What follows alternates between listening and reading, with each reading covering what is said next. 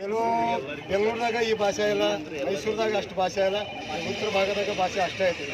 ಆಮೇಲೆ ಮಹಾರಾಷ್ಟ್ರದಾಗ ಬಾಂಬೆ, ದಿಲ್ಲಿ ಈ ಭಾಷೆ ಭಾಳ ಜಾಸ್ತಿ ಐತಿ. ಪಾರ್ಸಿ ಅಲ್ಲೇ ಐತ್ರಿ.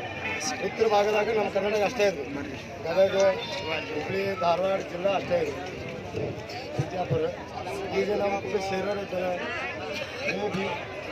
ಈಗ ನಮ್ಮ ಕೋಲಾರದವರು 4 ಮಾತಾಡ್ತಾರೆ. ಮುತ್ತು ಮಾತಾಡ್ತಾರೆ. ದಯವಿಟ್ಟು ಎಲ್ಲರಿಗೂ ನಮಸ್ಕಾರ. अखाना नमस्कार.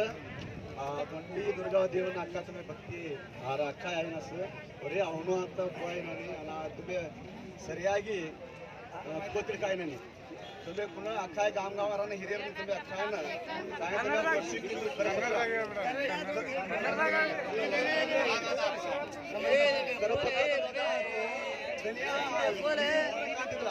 ಹತ್ತು ಗಂಟೆಗೆ ಕೂಡಿದ್ದು ತಾಯಿಯ ಪವಾಡ ಭಾಳ ಐತಿ. ಅದಕ್ಕಾಗಿ ಜನ ಇಲ್ಲಿ ಜನಸಾಗರ ಕೂಡಿತ್ತು. ಆದ್ರೆ ನೀವು ಯಾರಿಗೂ ಸುದ್ದಿ ಅಥವಾ ಇದು ನ್ಯೂಸ್ ನಮಗೇನು ಗೊತ್ತಿಲ್ಲ. ಗೊತ್ತಾಗಿತ್ತಂದ್ರೆ ಏನೋ ವಾಟ್ಸಪ್ದಾಗ ಮುಖಾಂತರ ಏನು ಕಳಿಸಿರಿ ಎಷ್ಟಾಗಿ ಜನಸಂಖ್ಯೆ ಸ್ವಲ್ಪ ಕಮ್ಮಿ ಬಂದೈತಿ. ಅದಕ್ಕೆ ಸರ್ಕಾರಕ್ಕೆ ನಾವು ಮನವಿ ಮಾಡ್ತೀವಿ. ಎಲ್ಲರೂ ಸೇರಿಸಿ ಎಲ್ಲರೂ ಕೂಡಿಸುವಂತ ಏನು ಅವಶ್ಯಕತೆ ಇಲ್ಲ.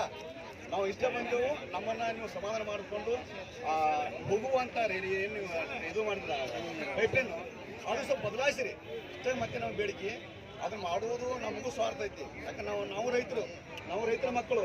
ಅದು ನೀರಾವರಿ ಹನಿ ನೀರು ನಮಗೂ ಬೇಕು, ಎಲ್ಲರೂ ಬದುಕಬೇಕು. ಅದಕ್ಕೆ ನಾವೇನು ವಿರೋಧ ಮಾಡಂಗಿಲ್ಲ.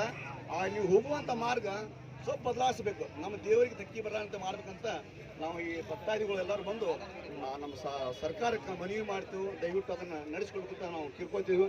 ಇದನ್ನು ನೀವು ಅಲ್ಲಗಳೆದ್ರೆ ಅಥವಾ ನೀವು ಅದನ್ನು ನಿಷ್ಕಾಳಜಿ ಮಾಡಿದ್ರೆ ಇದು ದೊಡ್ಡ ಹೋರಾಟ ಆಗುತ್ತೆ. ಯಾಕೆ ಇಲ್ಲ ನೀವು ನೋಡ್ರಿ ದೆಹಲಿಯಾಗೆಲ್ಲ ಹೋರಾಟಗಳು ನೋಡ್ರಿ ನೀವೆಲ್ಲ. ಈಗೆಲ್ಲ ಮತ್ತೆ ನಮಗೆ ಬಿಡದಿಯಲ್ಲಿ ಹೋರಾಟನೇ ಐತಿ ರೈತರದ್ದು. ಆ ರೀತಿ ಹೋರಾಟ ಆಗಬಾರ್ದು. ಸರ್ಕಾರ ಇದಕ್ಕೆ ಮನಸ್ಸು ಮಾಡಿ ನಾವು ಕೊಟ್ಟಂಥ ಬೇಡಿಕೆಯನ್ನು ಈಡೇರಿಸಬೇಕಂತ ನಮ್ಮೆಲ್ಲರ ಮುಖಾಂತರ ನಾನು ಸರ್ಕಾರಕ್ಕೆ ಕೇಳ್ಕೊತೀನಿ. ನಮಸ್ಕಾರ.